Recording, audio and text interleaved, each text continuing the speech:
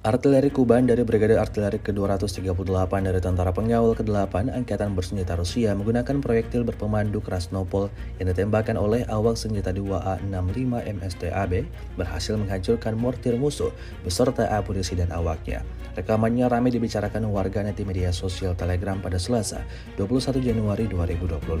Serangan yang tepat dan efektif ini menunjukkan tingkat persiapan artileri Rusia yang tinggi serta kemampuannya untuk menimbulkan kerusakan signifikan pada pasukan musuh di medan perang. Tampak dalam rekaman posisi yang diserang habis-habisan oleh pasukan Rusia alami kehancuran total. Insiden ini jelas menambah daftar kerugian panjang yang didapatkan Angkatan Bersenjata Ukraina. Hingga video ini beredar, beragam respon diberikan warganet.